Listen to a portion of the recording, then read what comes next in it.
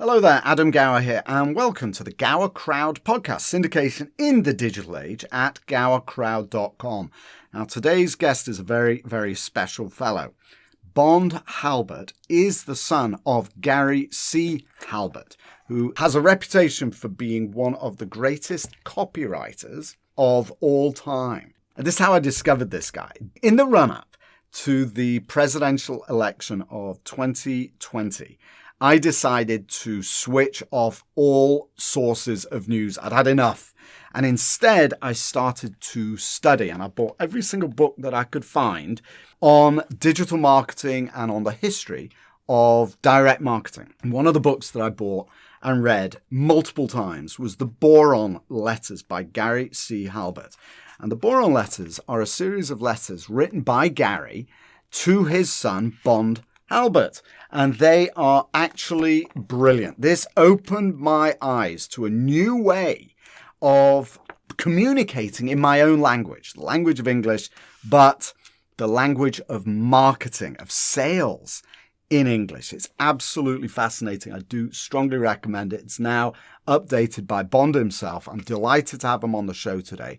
Please go to gowercrowd.com, take a look at the podcast page where you'll find links to Bond and how to reach him, as well as some episode shorts from today's episodes. And while you are there at gowercrowd.com, be sure to sign up. If you're not already subscribed to my newsletter, please go ahead and subscribe. I distribute now 2 newsletters, one on Wednesdays that are exclusively focused on the real estate crowdfunding industry and updated news from the past week, including multimedia, so webinars and videos, etc., as well as many articles as I can find that refer to real estate crowdfunding.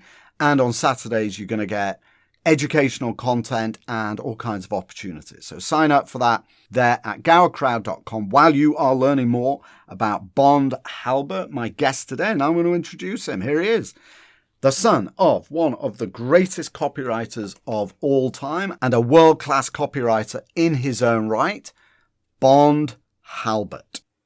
Bond, pleasure to meet you. Thank you so very much for being on my podcast. Now, I have written down, you know, the old joke where the fellow there is at the wedding and he's going to give his speech. And he says, I've just got a few notes in front of me I want to talk about. And he lets go. And it's this huge roll of paper that floods out in front of him. That's how I feel talking to you right now. I thought I've got to jot a few notes down. Okay. Things that I want to talk about, and it's about 8 pages long. So I know we're not going to get through everything. We might. Well, I'd love to if we could, and I'll just make multiple episodes. It'd be fantastic. All good with me. Okay. Now, we started talking about just before we switched on the mics, you mentioned image advertising. But before we even get there, that is something on my list. Let's really start, if you don't mind, at 50,000 feet. I'm going to ask, and then let's start doing some really deep dives. But let's start, first of all, with one question. What exactly is copywriting? Okay. That's actually the answer for that has changed over the years. When I was a kid, nobody knew what a copywriter was. Now, thanks to Mad Men and the proliferation of entrepreneurs and solopreneurs, or whatever you want to call them, internet marketers, a lot of people do know what copywriters are, but copywriting now emphasizes different genres. So let me explain what copywriting is in 3 different ways. Copywriting in general just means that the words you use to address potential customers. Okay. So that is the most bland, basic thing. So let's dive a little deeper. There are now what you would call image copywriters, content copywriters, and direct response copywriters. And they fight with each other, like who's better, who's worth more money and stuff like that. But the truth of the matter is they can actually, what's a mistake for everybody to do is believe that one is right for everything and you should only focus in one. And that's silly. So let me explain what they are and then tell you how I think they can work together. The image copywriter, that is your Madison Avenue typical copywriter. So when you see somebody that says, what's in your wallet on a commercial on the television, that is image. The words are copy, but that's an image copywriter. They are not asking you for a sale. They're not educating you or doing very much in that way. Content copywriters are the people who fill your blogs, write articles for you, and you can hire them. The cool thing about internet marketing and direct response marketing and large scale marketing and everything is you can hire out every part of the process now. You can get a creative genius who's got many years and super smart to come up with the hook and the ideas. You can hire somebody to write the articles to keep the list warm and all of that other stuff.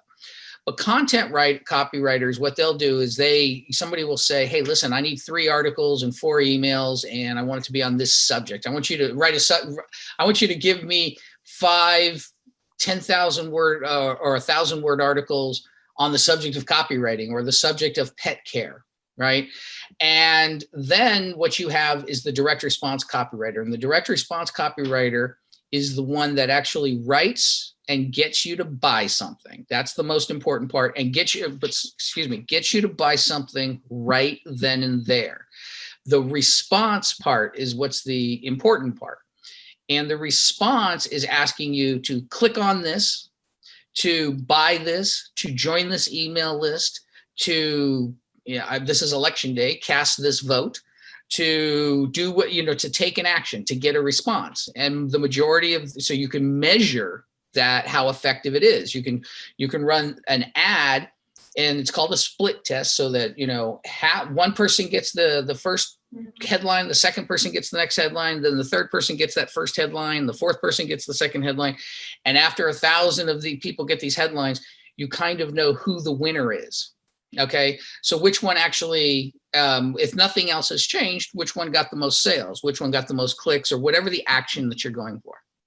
Okay, so the direct response copywriter is the reason that it's insane to classify that one is worthless or one is better than the other, is there are times where you're doing a very broad campaign and it's not really very great for your image to say, hey, call this number to get this right now. So an example of that may be something that's supposed to be really luxurious and a high-end exclusive thing, like a very expensive cologne.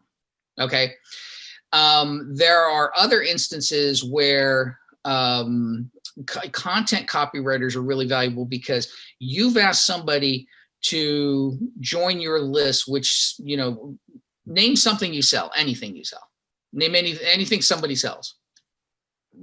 You mean in a luxury, at the first I'm thinking any product at all.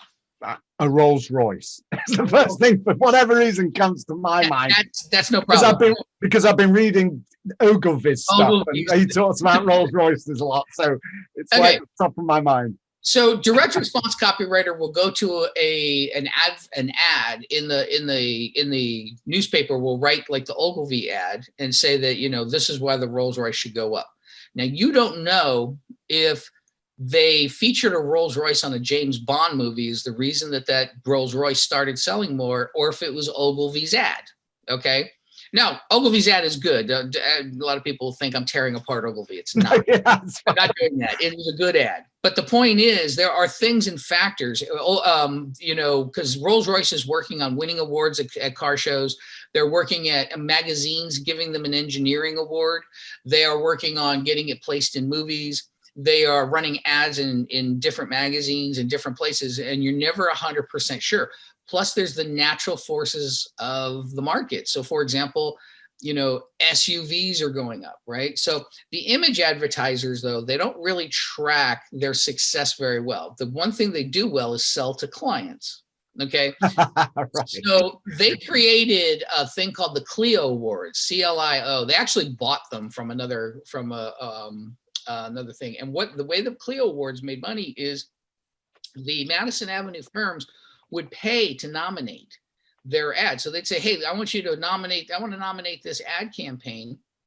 and they pay $1,000 for it, let's say. I don't know the exact number. So now they can turn around just on that alone, and they can say, hey, when you hire us, we've been nominated for 5 Clios. Now they paid for those nominations, right? Right. Hang on a sec though, Bond, before we go too deep down that rabbit hole, because we can do on advertising. Okay. The point that you're getting to, obviously, is that with advertising, with image copy, with copywriting for advertising, it's very difficult to really measure the results. And actually, in my business, it's very difficult to measure the results because it's a holistic process. There are lots of moving parts that deliver a result at the end of the day. And it's hard to tell sometimes what is really driving the result. Now, in the case that you're getting at, which is direct response marketing, and what I was going to ask you about this before we actually do go into this, the point that you're getting to, I know it because I've read everything that you've written, so I've kind of read your mind a little bit. But the point you're making is that you can measure with extraordinary precision the result of a direct marketing piece, and therefore you can also measure the effectiveness of the copy that went into it, right? So what I wanted to ask, a couple things, and of course, like I said, you've now just added like 12 things to my 8-page list of things I want to talk about. But 2 things. One, you are framing this observation in the context of today's internet world. But I would love you to tell those who are listening, both of them, how old is this skill? Number one, this goes back to your father, doesn't it? And before him, the idea of copywriting and direct response mail, for example. And then the second question I wanted to tee up was a bit different. So first, how old and where does it come from?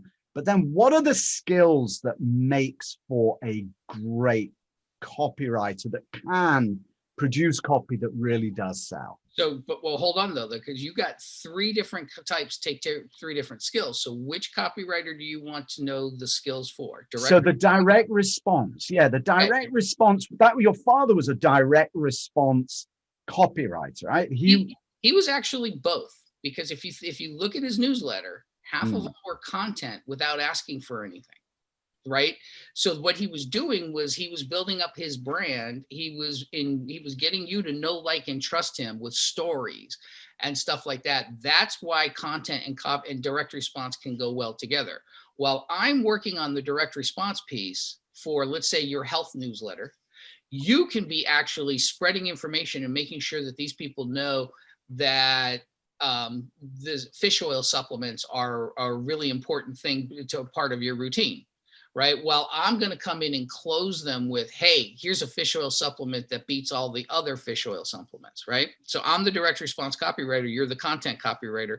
You're helping me keep that audience warm and excited about what I'm going to sell. But so for this conversation, I'm going to stick with direct response copywriting alone, because the image copywriter is, great at selling the clients. Okay. Because they don't have to really sell anything more than that. The content copywriters need to be kind of clever and funny and fun to listen to, right? And informative and things like that. The direct response copywriters have to be super persuasive, okay? And this takes a certain formula of different things. So getting first to your question of how far back it goes, we argue about that to this day. Nobody knows. So how far back then? I mean, I get all the back to 1904 with Robert Cole. I'd go back before that, because you have the Sears catalog being shipped out to people who are, a lot of people are thinking straight up with, they're thinking straight up with direct response letters when their catalogs were still direct response copy. Right. They're saying, with this new, I just saw this, that it's still after 1904, it's 1912, but there's still things that people were buying out of a catalog that they'd order, and then it would be shipped via the railroad from back east, before 1900s easily. So it goes back way far. And everybody, you know, a lot of people will go and argue about, you're asking for a response to join a church, so you're taking as far back as religion. So the answer to that is nobody knows. The earliest ones that I know of, the earliest master of direct response copy in, and I'm not a historian, I'm not the best person to ask, is probably Robert Collier. Right. That's who I was thinking of. Robert Collier, early 1900s, basically over 100 years ago. Is what we're talking absolutely. About. And then the thing that happened was, you know, a lot of people turned off to direct response copy, and they felt like, you know, we don't want our stuff to look like, you know, we want to look polished. We want to look, you know, really great. And they were throwing away money. And then you would find there are a lot of instances, and I've experienced this, where people write copy that works and then they stop running it, and you ask why they stopped running it. And they say, well, because, you know, my wife really didn't like the fact that we put a woman with a bikini in the ad, you know, and it's like, okay, that was grabbing attention, and you stopped because it was making money, just because you didn't like the image it was going to give you. And I'm not arguing the pros or cons for that, because, you know, life is what you want to, you know, is how you want to lead it. But the point was, there were people who were like, no, I don't want to be like, I'll give you an example, a great example. There was a guy here in Los Angeles who was a used car salesman. His name was Cal Worthington, and he ran these. Yeah, it's Cal Worthington Ford. And his dog famous. The guy was he's famous, that guy. Okay, well, he was. And I'm English, and I know that. Well, the amazing part is, if you look up his old commercials, and I'm sure they're on YouTube, there was a really slick thing that you don't know about him. Okay, so first he said, this is Cal Worthington in my dog spot. And his dog was either a monkey or a tiger or an elephant. It was anything but a dog. And then he would advertise these cars that you wanted to buy. And he would say, this car's for $1,200. And you're like, wow, these are great looking deals, right? And so you'd say, what's the secret to his success? And everybody'd say, well, it was the bait and switch. You'd show up and those cars wouldn't be there for that deal. Well, they were doing that everywhere. The secret to his success was he ran his ads 60 miles away from where his dealership was. Because by the time you got into the car and we're all excited and revved up to go buy a car, his used car salesman would have a field day with you, knowing that you had the passion and you wanted to get those cars. Okay. And so he sold more used cars at higher prices than any other used car dealership in the United States. His grandson tried to take over the Cal Worthington thing and say, here at Cal Worthington. And he obviously didn't want to have the circus animals and do all the same stuff. And it was a very short-lived campaign, and they're no longer doing the kind of numbers that they did before. They wanted to have more respectability. That didn't end up working out. Okay. So let me ask you this. Go back to what makes a great direct response copywriter, though. Yes, that's right. So okay. Took it out of my mouth. Exactly. The things that I'm going to tell you what helps, because it's no one thing. First of all, the ability to tell a story does help. Okay. Number one is another thing is a great gut. It's I have a famous saying that I think you've heard if you've read my stuff, which is, you know, I'm not arrogant. I'm just confident everybody else is screwed up as I am. And what that means is, if I go through this and I say, hey, you know what, you know, this is a really frustrating thing to open. I can make a better product by making something easier to open, because I know I'm not the only one having trouble opening the product. Right. So I know that, you know, look, you're sending this out to 65-year-olds who can't open the product. Right. So you're, who are trying to tear apart the packaging or whatever. The point of it, though, is if you have a good gut and you're like, you know, they say copywriters think differently than everybody else. And that's not necessarily true in all instances. What you want to do is realize that most people think a lot like you do. And then the more honest you are with yourself, which is another character trait, the better off you are. The more that you turn around and say, well, you know, that just makes me mad. And I'm going to give you an example of that. People think, you know, people will go and tell you, oh, you know, I've got a degree from, you know, Harvard, and, you know, that's going to impress everybody. Right. And so they tell people, I've got a degree from Harvard and I got hired into a big law firm right away. And I made partner. I'm the youngest person to ever make partner. And I have never lost a case. You're just making people hate you, because they're turning around and going, wow, you sound really arrogant, all of these other things. And having a real gut feeling of turning around and saying, my copy, I was just reading that. If I was somebody else reading it, I would throw it away. I'd close the email. That's a gigantic one. So a big mistake that your viewers might make is telling people, hey, to a good friend, could you do me a favor and read this email and tell me what you think? They read the whole email because they're your friend. You don't know if a stranger who's not your friend, who's not going to be worried about offending you, is going to get past the first line or two or even open it. So I, as a copywriter, would turned around and looked at my website and I was like, what would I do if I was one of my prospects? And I'm like, this is what would excite me. This is what I wouldn't like. And, so good copywriters also willing to look at their copy and say, this is terrible, tear it all up and start all over again. Right. It's not easy to do. What is the 80-20 rule?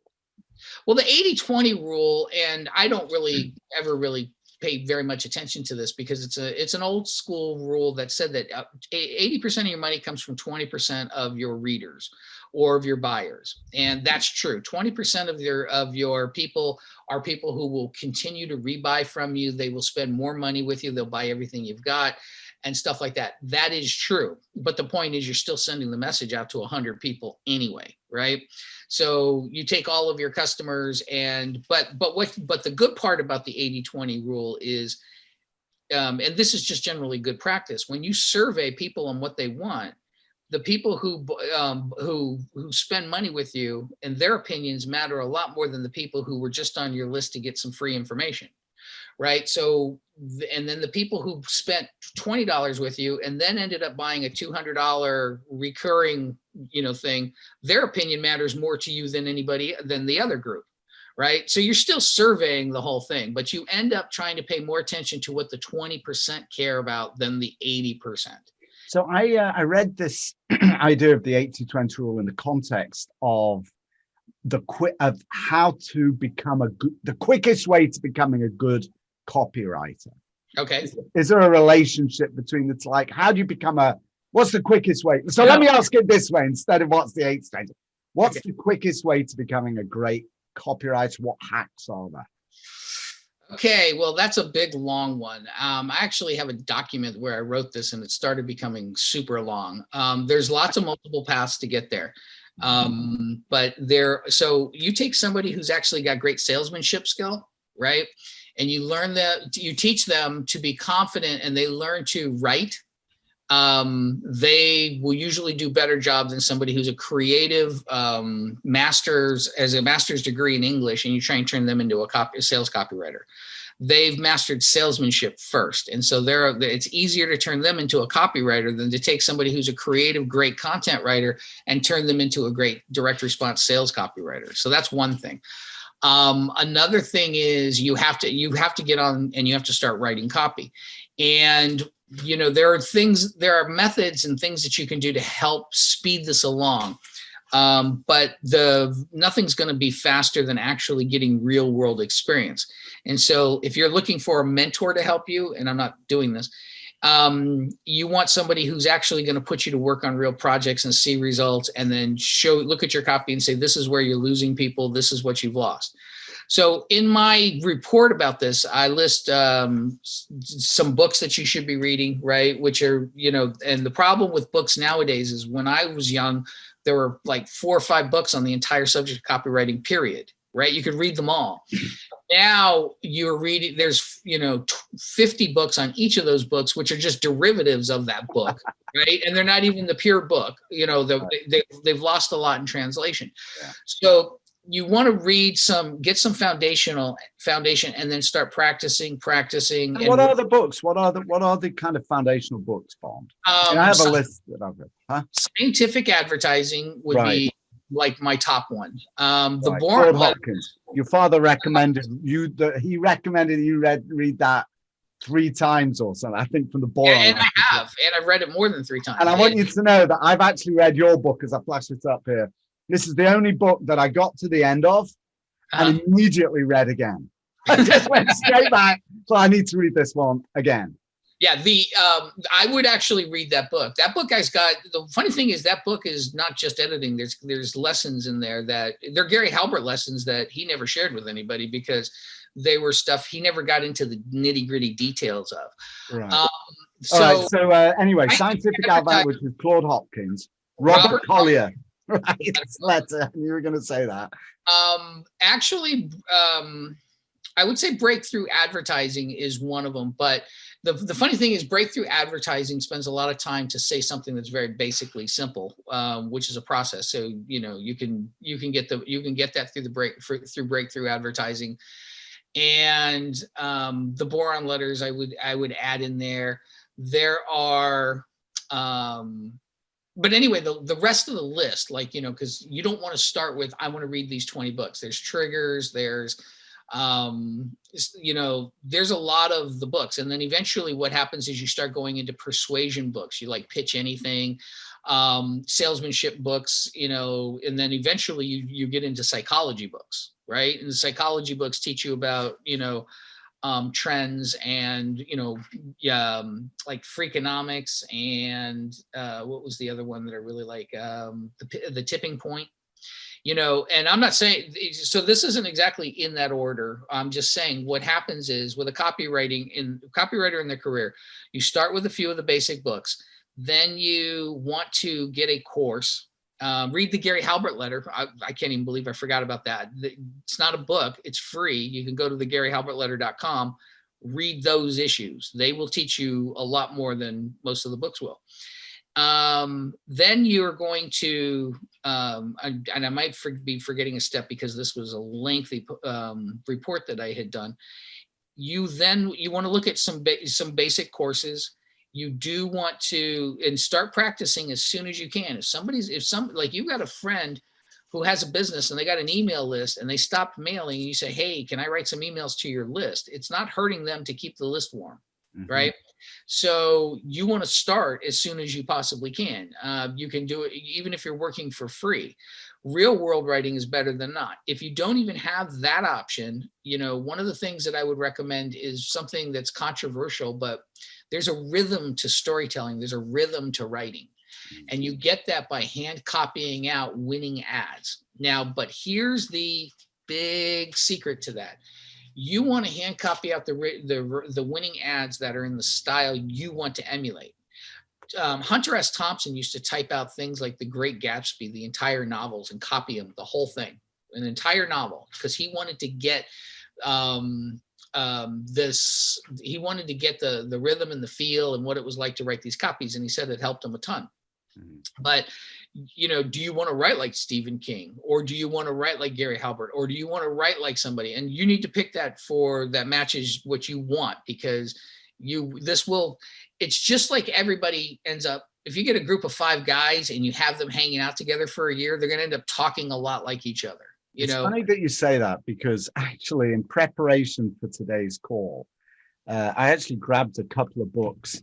Because we were talking about this. I know there's a little odd to kind of flash these in front of you.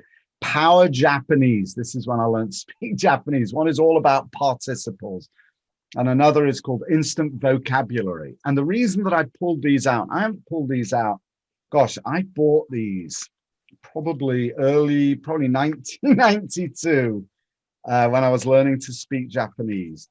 And they changed my view of Japanese. I went from rudimentary to borderline fluent very, very quickly, because what they did was they unlocked the language for me in a way that I had not seen it before. It lifted it from kind of the textbook, the practicals, just kind of the rote learning, and gave it life. And the reason I mentioned that is another thing that I did at the time that resonates when you describe that what you say resonates for me, is that I realized that in order to speak fluently, I had to write the language. And it was hard work and laborious, sitting down, copying characters, kanji characters particularly. But to do the same thing, to take the Boron Letters, for example, it's not a good example, but because your father taught, they're more letters to you, advice to lots of scribbles on the pages when I go through this, or my own notes to myself. But I do understand that it helps to ingrain something in your, right? We've recently did something that I think is, it's actually a discovery that was by one of our students that was a better one, which is we did ad breakdowns of my dad's ads and letters and stuff like that. And then what would happen is the students started writing them down while listening to the breakdown. So they not only got the rhythm, they got the understanding and the thinking as the writing was happening at the same time, because we broke it down line by line. And I'm not saying I'm not even, again, pitching this. So what you want to do is you look for people who've broken down their own successful ads, right? And listen to that while you handwrite out that ad. So if you find those, that actually takes it to a whole new learning level, because you start to understand, oh, this is why he chose this word. This is why he, positioned this. So I'll give you a simple example. My dad's most widely mailed sales letter in history is written from the voice and the perspective of my mother. Okay. It actually comes from a woman named Nancy, but my dad wrote it. Okay. And the very first thing he says in there is, hi, I'm a housewife at blah, blah, blah, blah, blah. The reason for that is you think, okay, well, you're thinking like, hi, I'm Dr. Adam Gower and blah, blah, blah, blah. The reason for that, the reason this is so much different is because the first thing when somebody reads something, they don't know which voice to fill in their head of who's talking to them. So now you're reading this and you're taking on, okay, I'm being taught, the person talking to me is actually a female housewife from a small town in Ohio. Okay. That's got a different feel from I'm being talked to by a big executive that's in Hollywood, or I'm being talked to by a scientist that works at a giant lab. Right. So that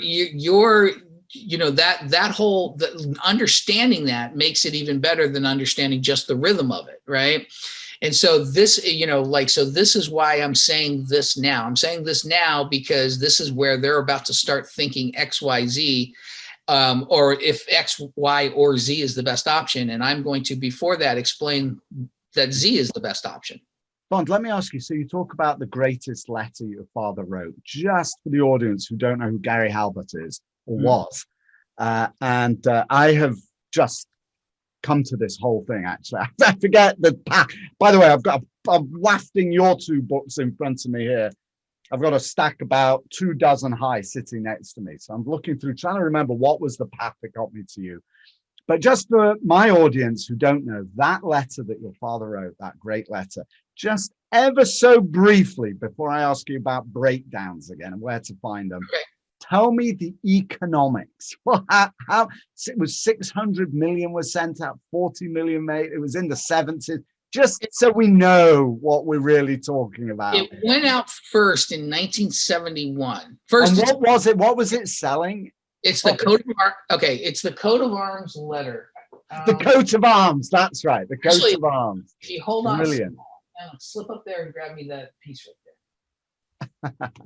I have my. I'm teaching my daughter how to do copy, so I have her. Yeah. Okay. Good. I'll show you what it sold.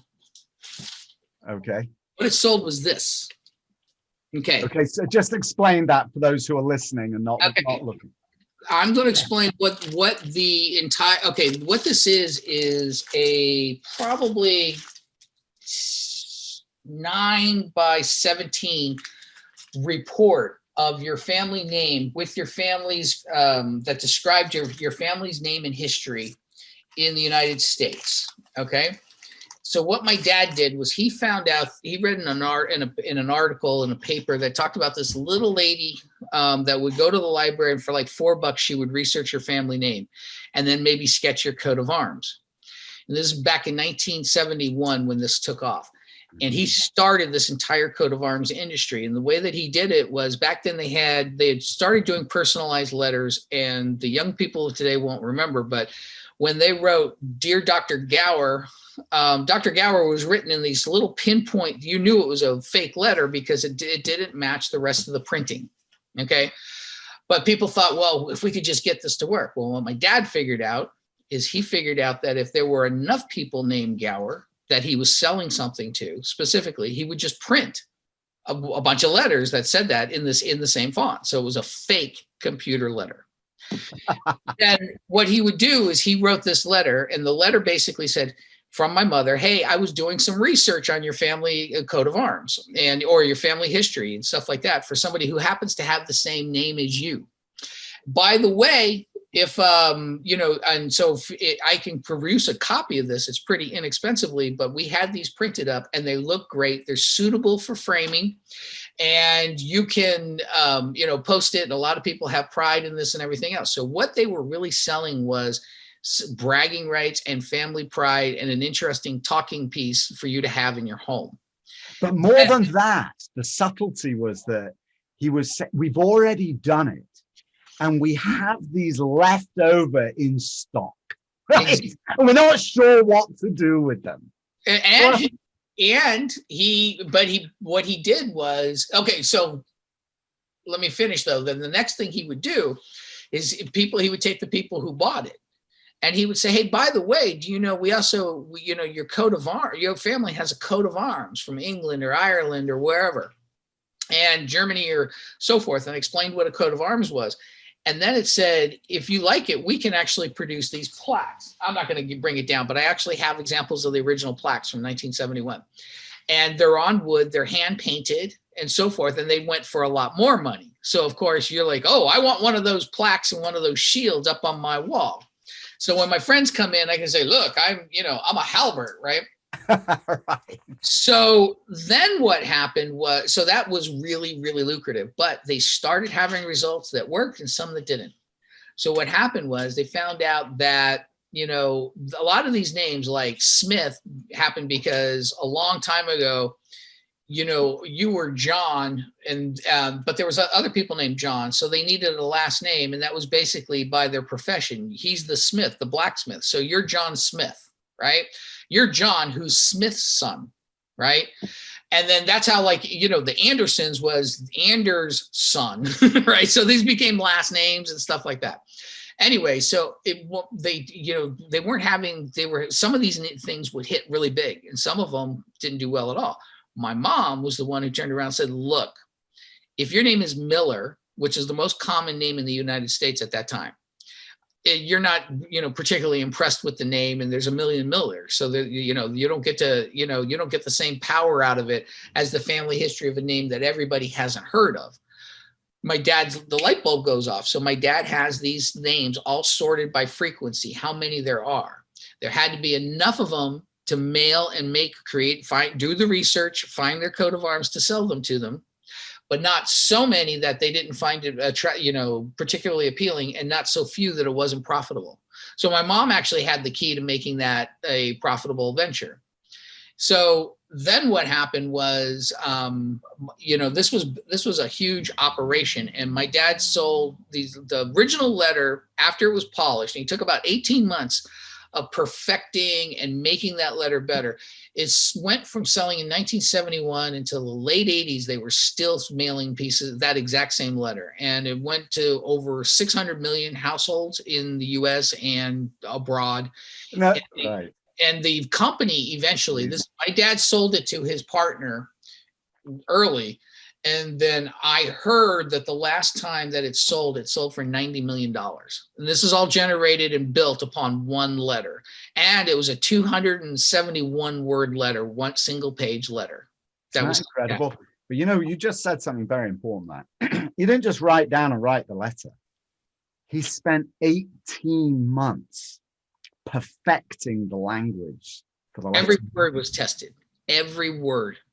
And the thing is, because if you're building a control that's lasting, by the way, a control just means the letter that's currently the best producing letter that you have, or best producing web copy, or whatever it is you have. So nobody ever beat that control. There is a famous marketer in our industry named Dan Kennedy. And Dan Kennedy in Ohio was answered an ad, and the ad that he answered was one of the back end products, because after you're buying a coat of arms with your wood plaque, you're also buying a coat of arms with on a mug a ring with your coat of arms on it and all these different products. And so the guy who was running the company, Dennis Hasslinger, said, I needed another copywriter. And so what he did was he ran a contest, and he ran the contest and said, whoever gets the best winning of this ad, of this version, this is what we're selling, and I want you to write the copy for it, was going to get a job and win a prize and come work for Halbert's Incorporated, right? Dan Kennedy's first attempt at copy was writing that. He won it. And the rest was history for Dan. My dad taught his buddies how to do this, and Ben Suarez was one of them. And Ben Suarez went and built this gigantic company, right, that sells commemorative coins, Amish heaters, all of these different kinds of things. And then they're all sold through sales letters, right, Bond? No, print ads as well. Okay. Magazine ads and stuff like that. Yeah, but with a coupon and with sales copy. Yes, with a coupon, sales copy, and eventually just a phone number. It just depended on what was the right thing to do. But they all requested a direct response. Right. This is what I want you to send to people. This is what you do next. This is what I want you to do next. And so that's why it's direct response copy. But let me tell you why direct response copy is what it's particularly great at. It is particularly great at growing a smaller company. Okay, because you go to Madison Avenue and you give them a $2 million, you got to wait a long time and hope that $2 million turns into $4 million so that you can go give them another $2 million, right? And keep growing it. What happens with direct response, as soon as you know that, look, if I can get these people in this demographic, if I get my sales message, my proven sales message in there for less than $1 per person, I make $5 off of each of those people. So I can take that money, take $2 for profit for myself, take $1 for fulfilling this per person, right? Per lead, as we say, and then another $1. And then, so the next time I run the ad, I actually get to run the ad to more people. So you can grow the business. So I invest $1,000, I pull in $5. After I take some salary and I fulfill the orders and everything else, I'm left with $2,000. Now my next campaign is twice as big as my first campaign. You keep doing that and keep doing that and keep doing that, and you can grow, and you're at nobody's mercy. The problem with everybody nowadays is looking for, I'd like some free PR. Okay. I want to go out and just do podcast interviews to find clients. I just want, you're at the mercy of other people who you have to say yes or no. So yes, being on Oprah to sell your book is definitely a big boon and a huge plus. The question is, you're at the mercy of whether Oprah likes your book. Get on Oprah. All right. So let me ask you a slightly different perspective. What's been the hardest thing? It's very interesting you're talking about. I'm learning a lot about copywriting and copy that sells, as cliched as that sounds. But what's been the hardest thing that you have attempted to sell, or were there things that your father shied away from that were too difficult or almost impossible to sell using direct response marketing? And is there such thing that's impossible? No, there's the reason there's not, and this is what I was going to say earlier about combining. You can take image advertising and you can make some small marker or coupon. And this is what Claude Hopkins did. You can do a coupon to say, you know what, if you take this into the store, we'll give you 50 cents off of this next box. And then you measure the coupons that came in and you know which ad was great now that you run the ad without the coupons. So you can still use direct response to measure the results of something more successful. There's nothing that we tried to sell that we couldn't do via direct response. Well, was there anything that was particularly challenging? Any particular type of product that was difficult to sell? Oh, it's really simple. It's just the things that the business owner thought everybody wanted that nobody really did. People didn't really care about. No, you run into that a lot. One of the biggest lessons my father taught me and taught other people is, you have this idea, you're in love with it, doesn't mean that your market is, right? So there's this new idea to provide something that people don't really care about. Right. And you'd be stunned about it. Somebody's, they think somebody's really going to pay to solve a problem that they really don't have. So what you want to do is you look for where people are already spending a lot of money trying to solve a problem or a lot of money trying to do something. And the biggest problem we have in direct response marketing right now is the reputation of direct response marketing, because you have people who are willing to sell things that are unethical.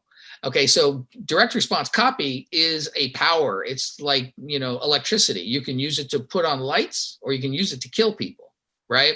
You can, it is something that it's not in itself good or bad. It's what you do with it that's good or bad, right? So there were things my dad refused to do anything with, and he accidentally did help one of them, but that was because he got drunk and they were asking him, what would you do? And he helped some politicians figure out how to use alternative media to send targeted messaging.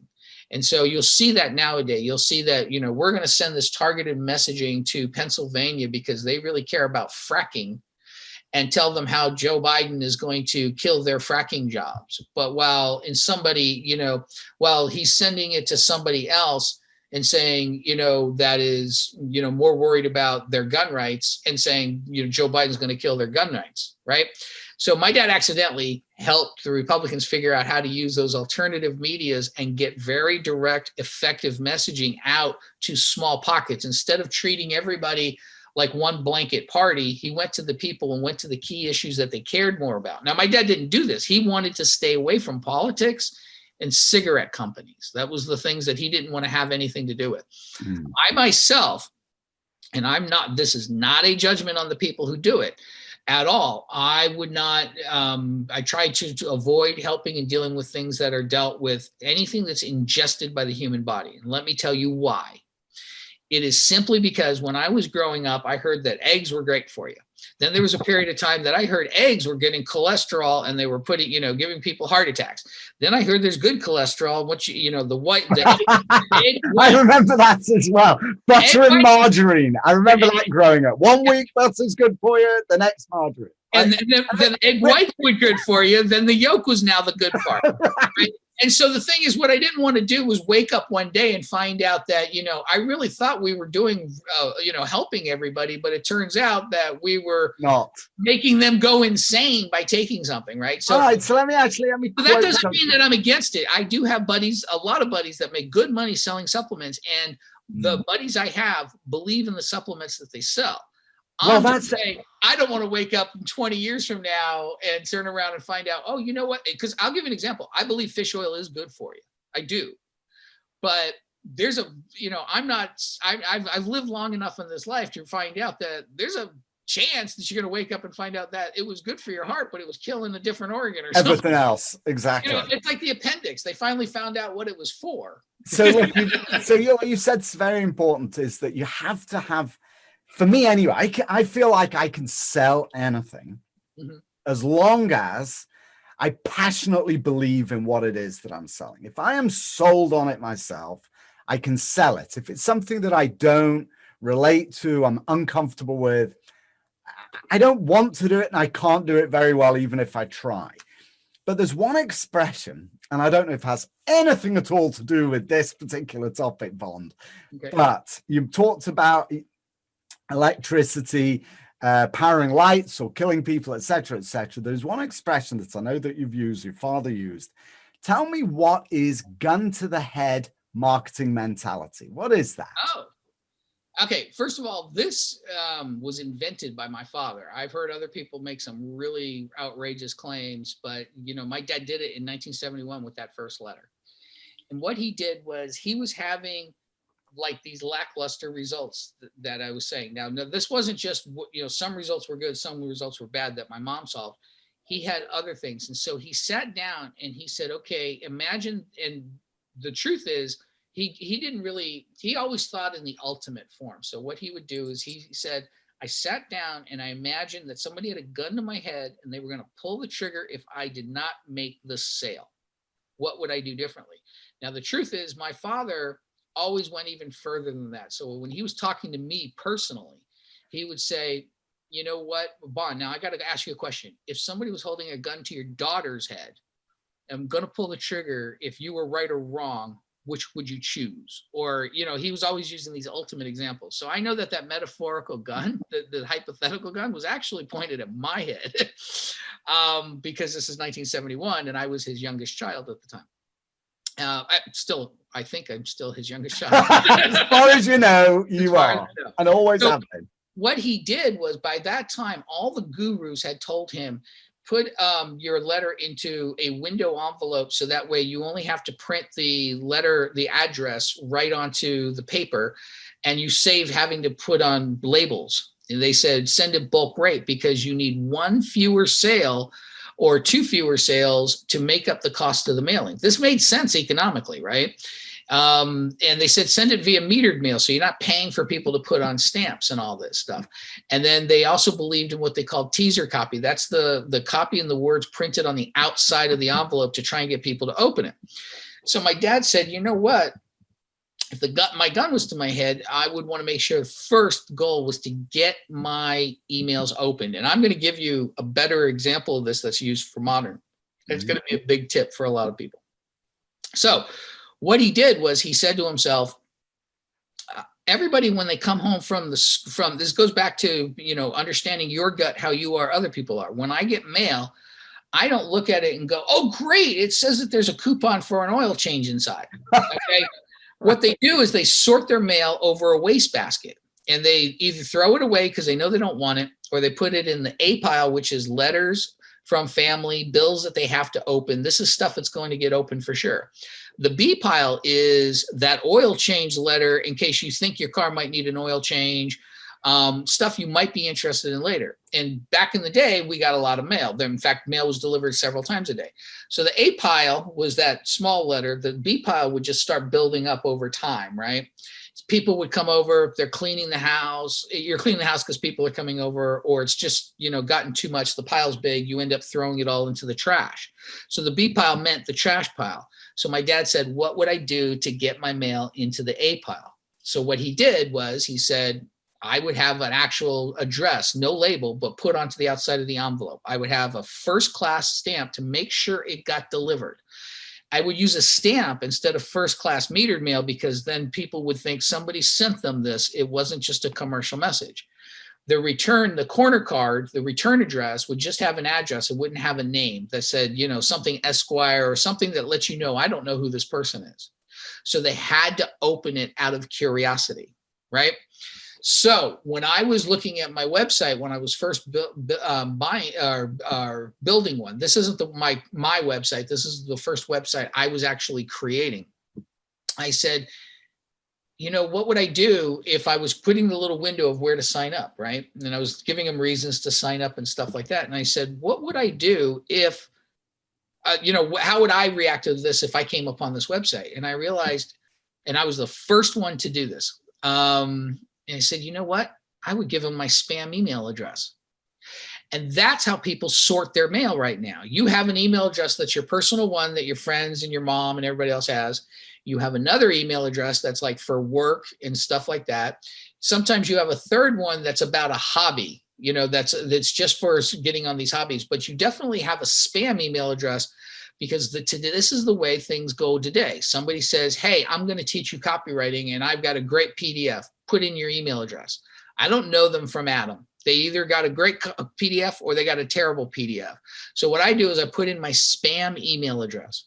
So then I go to my spam email address to get the PDF. And that marketer has done one of two things. They've either delivered and I'm reading the PDF and happy with it. And I think to myself, okay, and I'll come back and look for this later, which I never will. Or I think, okay, good thing I didn't give him a primary email address because this guy's, full of it. And I go off looking for a solution somewhere else. Either way, I ignore or delete the 500 to 1,000 emails that have popped up into that spam email address, right? But later, I go to my primary email address and I see that there are some spam messages, and I don't always delete them because I'm afraid somebody's important message might have gone through. The moral of the story is it would be better to be inside the spam box of a primary email address than to be in the primary box of a spam email address. So worry about getting a primary email address first. So then I said to myself, what would make me give you a primary email address? One, if it was something I expected to consume on my phone. Everybody's phone, they use a primary email address. You can use a Facebook sign up button because everybody's connected their Facebook to a primary email address because they want to know if somebody mentioned them and talking about them, okay, and tag them in a post. If I was looking for something that was like, if I had to respond quickly and make sure I didn't miss the message, I might give them a primary email address.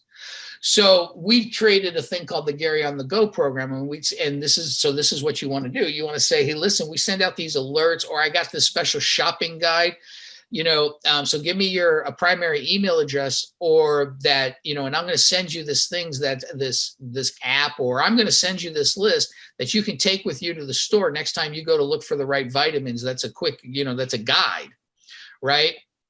And so, and I would say sometimes we held flash sales and people get very angry at us because they missed it. So be sure to enter a primary email address you check often. And the open rates went up because I was now getting primary email addresses versus these spam email addresses. And so it was I was applying the reason I was the first to figure this out is because I had listened to my dad's speeches so much that I had broken them down much further, which is, look, the email that gets opened is the one you got curiosity. In fact, the number one way to get an email opened is to send it without anything in the subject line at all. And that's why it's illegal to send something with more than 10 of those to on a list, because they know people can't help but open it out of curiosity, right? Because if you get an email that just says it's from Bond Halbert and there's nothing in the subject line, that looks different from all the other emails you're getting, right? You have no choice but to open it. It's like getting that email, that letter addressed to you, right? So curiosity is what gets the emails open mostly, and it's a mixture of curiosity and benefit. Mm-hmm. And so what I did was, so I understood that the very core essence of my dad's APIL theory and speech was how people sort their physical mail. So I was the first one to pay attention to how people sort their emails. And I was the first person to start going after the primary email address and making sure that I was, that I gave you reasons to give me that. And that made a huge difference. And now you'll see a lot of people say, enter a primary email address, or we've created this content to be consumed on a phone, or so you'll have this on your phone and you can download it to your phone. Because the only way for them to do that, they can do it, but most people just keep a primary email address on their phone or connected to their Facebook group. All right, so let me actually drill down on that, and then let's wrap up. I don't want to take any more of your time, but I do have 3 sign-off questions that I want to ask you. We need to get to those, are kind of rapid fire, but I do have one final question, if you don't mind, and that is about email. So you've said something very interesting, this idea that a blank subject line gets open. That's very interesting. But I know also that your father talked about bulletproof headlines. So tell me something about bulletproof headlines and how they apply to email subject lines. It's basically the same thing, except there's more to it now, though, because you gotta don't think of the headline as just the headline. Also think about the top of your email, because that's the preview that you see if you have a Gmail account, which most of your users are going to have. So you think of the headline as all marketing goes down to attention, interest, desire, and action, and this is all the attention part. So the very first thing that you say in the email and that subject line are what makes people decide to open that email or not. So what I do is I do a series. First of all, don't ever mail an offer to your list once. You have to mail it at least 3 to 5 times. Okay, so the first one that I'll do is very curiosity based, right? And it's like, hey, let's suppose that my list is all about heart disease, and I'll say, just yesterday they came up with a breakthrough study that shows how you can decrease your chances of having a heart attack by 75%. Okay, that's curiosity and benefit, but the curiosity is really high there, right? So first you go with something super curiosity, like, the secret thing that, that is very targeted. So one, it has to be targeted exactly to match the list. That's the most important part. If I'm sending that to people who are worried about their liver, they don't care nearly as much as people who are caring about their heart. Then the second one I'm going to send is more benefit based and say, further studies show that this new breakthrough has actually been proven to be, 95% effective and costs, is the cheaper treatment of all the supplements or of all the other things that are out there that you can use to fight heart disease. So the people who've opened based on curiosity are getting the second email, and they're opening more based on the benefit. Okay. Then the third email is where I start doing the countdown, you're taking people who, so first, the people who opened on curiosity is your largest open rate. The people who opened on the target, you get extra people who didn't open with the curiosity and people who opened with the curiosity email and forgot about it. So then they don't look at it like, okay, you're hammering them. You're sending them a little bit extra information. The third email is saying, hey, we cut a deal to get this supplement. They're running out of it, and it's a sense of urgency that you need to jump on this. And then you need to say, okay, the final email is like, okay, this is the last email I'm sending on this, right? The sense of urgency email is often the one that gets the highest sales of all of them, okay? Because what it does, it takes all those people who ignored all those other emails and says, if I don't open this and look at it now, I might be missing something that's important to me. It takes the people who open the curiosity to the target and were on the fence, and it kicks them off the fence and over onto the side. Also, it tells people you're not going to be mailing them anymore, so they don't hit the unsubscribe button so that you can mail them a different offer later. Okay, so that's the formula I go with. There are people who will say, like Ben Settle will say, mail your list every day, twice a day. And the truth is, sometimes that's a good plan, sometimes it's not. It depends on who they are. I don't want to hear from my plumber once a week, much less once a day. And the other thing is, by the time, and so what they do is they say, and then when you go to click unsubscribe, they say, hey, wait a minute, do you want to hear from me just a little bit less? By the time I've clicked unsubscribe, I don't want to hear from you ever again, right? So it all depends on the subject, how passionate people are, how much they want to do. And you have to fulfill your promises. If you have this is a daily deal site, like this is our weekly supplements deal site, or this is our weekly, exercise. I'm going to give you one tip a week to get more out of your exercise. You have to send them one tip a week. You can expect, but they're expecting that. So they just ignore it. They ignore it till they hit to the tip that hits them, where you say, this is the tip for people who are doing Pilates. This is the tip for people who are doing crunches. This is the tip for people who are doing cardio. Okay. And so they go, wait a minute, that's me. And they open, they click on that one and open it. Okay. So it's a different email philosophy. It's a different relationship with your list. So all the emails that you send trains your list in how, this guy always sends 5 emails, so I'm going to wait till the 5th before I look at it. This person sends a tip a day. They're always different. I'm waiting till he hits, something that hits me at home, that targets me more specifically. So, there's no one way of doing everything, but that's what I do. And as far as the answer for headlines, the headlines have a whole bunch of elements, and I'm just going to rip off a few of them. There's the targeting, which is calling you out. Hey, by the way, are you a health, are you in the health business and is looking for more customers? Okay. Then there's also something that's newsy. So, there's this new breakthrough podcast that is helping the people with health newsletters or people in the health industry get more money per person who signs up on their list.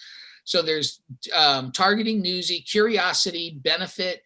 You want to add a number to there if you can, okay? Because if I say I'm going to give you one of the most popular emails that we ever sent, and you should do this in all your businesses, is say the Holy Trinity of.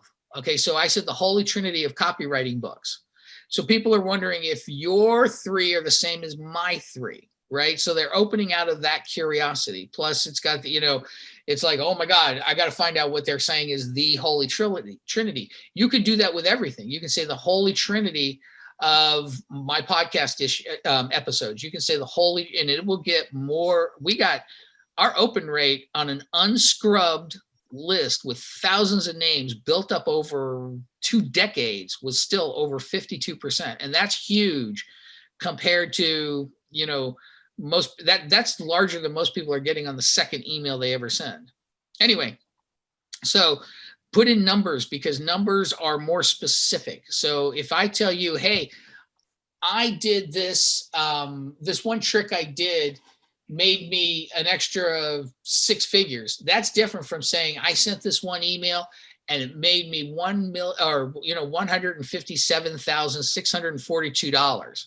Okay, because now you're going, okay, that's very specific. He's going to tell me a real story about something that seriously worked. It won't be, this is how I climbed to 6 figures and playing around. So it's got more power to it. There's authority. If you need the authority, it needs to be, a Swiss doctor, head of such and such institute has just revealed, type of thing.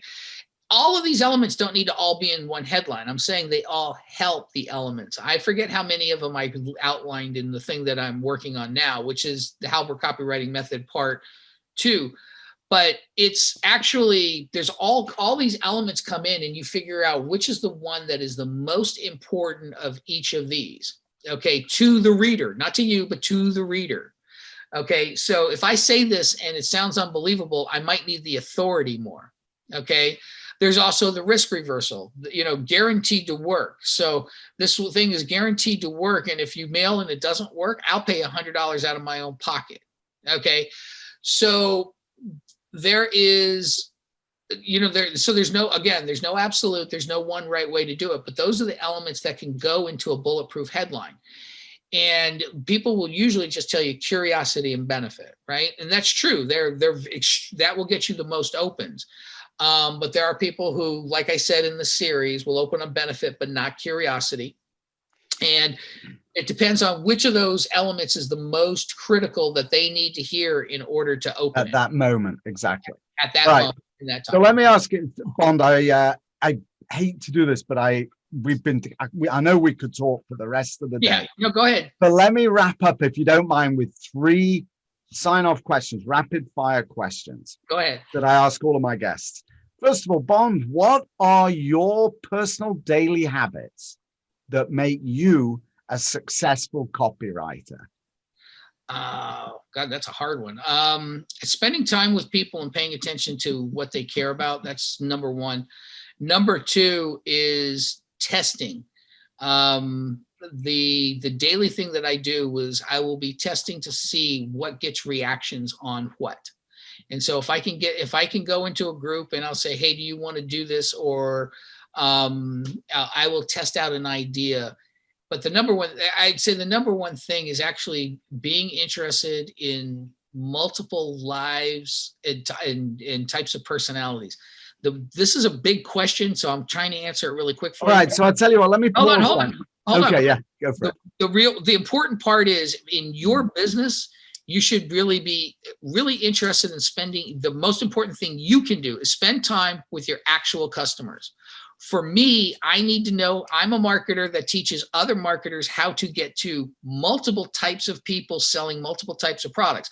So I have to be better at understanding what makes a housewife think, even though I'm not a housewife. I have to be better at knowing, what my teenage son thinks if I want to be able to sell things to teenage sons. So I have to take a huge interest in the psychology, motivations, behavior of as many types of people as possible, and I do. And I like it. That's also something. All right. And so then kind of dovetailing into this, what's been the hardest lesson you've learned in copywriting? The hardest lesson that took me a while to learn was you can't just create something that's great and expect people to flock to it. You have to market it. You have to push yourself. You have to put yourself out there. You have to explain to people why they should listen to you. You can't just, I've created stuff that is like this should fly off the shelves because it's one of the greatest copywriting resources in the world. And I find out that if I don't go out and promote it and market it and everything, people won't do it. And a lot of people have that issue. So that one, and real quickly, the second one is putting in a sense of urgency into every single thing, every offer you ever make. Sense of urgency is the number one thing missing from most people's copy and offers that will make a huge difference between success and failure. That's interesting. All right, then my last of 3 final questions. What advice would you give to somebody starting out copywriting? Starting out, I would actually go join the Gary Halbert Copy Club on Facebook. And the reason I say that is there's a file in there that's how to start and get good at copy very quickly up in the file section. It's free to do it. You mentioned this podcast, I'll make sure that I let you into it. There's not a pitch. I'm not pitching anything there. The reason I would do that is because it's a gigantic question that takes a lot of time to work or to answer. And the problem is the people who have their answers will say, do this or this and this and this and that. But I would start with that document because it tells you these are the few steps you take and then get a mentor. I'm not offering personal mentorship, so you know that I'm giving you an honest answer here. A mentor is working under somebody who's a professional that's getting you real world experience is the fastest way to learn anything.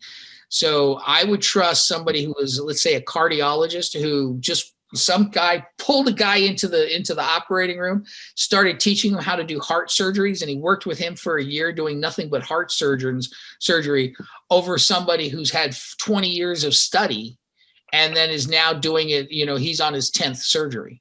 So the mentorship is more important than anything else. And I would go with that. And there's lots of different ways and resources you can do it. There's mentoring groups. There is mentoring. We do have one of those. There are one-on-one mentoring. There is, there's stuff that's in-person workshops there, or, whatever works for you. There's also distant, they're in-person workshops, but there's also the remote kind of like mentorships. And there are some people who you have to apply to become one of their copywriting cubs. And when you do, it's really great because they put you to work right away and they start teaching you right away. But all of the best copywriters I know mentored or learned from somebody, or were mentored by somebody. So that's the best way to get good. And but you want to find the one that matches for you, because just because somebody, like they said, this is direct response. Just because somebody says that they're great and they're a mentor doesn't mean that they are the person to mentor you. Bond Halbert, don't hang up. Okay. Thank you for being on my podcast. What an enormous pleasure. No problem. Meet you and to hear your stories. Thank you. That was Bond Halbert, world famous copywriter, and learning how to write copy that sells, right, as corny as that actually sounds, is a magical talent. I don't claim to be an expert, but I do enjoy testing copy and seeing what works and adapting it. And consistently, I'm getting better. There's no doubt. I've actually had some really good wins, including my new book, Syndicate. So if you're interested in that, go and have a look at gowercrowd.com/syndicate and take a look at the copy on that page. That is classic direct marketing sales letter all on one page, inspired in part by Gary Halbert, my guest today, Bond's father. And of course, while you're there at gowercrowd.com, check out the podcast page for today's episode, where you'll find out links to Bond and to his website. And be sure to subscribe to my newsletter. You're going to get that twice a week. One is updated information on the crowdfunding industry. And then on Saturdays, we do an educational newsletter as well. And of course, after subscribing, if you don't like what you get, you can always unsubscribe. Right? So that's all at gowercrowd.com. That's it for today's episode. Thanks so much for listening. And thank you so much, Bond Halbert, for joining me today. It was a pleasure and a privilege to have the opportunity to talk to you, son of legend Gary Halbert that you are. That's all for this episode. I will see you next time. And in the meantime, stay well. And for now, this is Dr. Adam Gower signing off.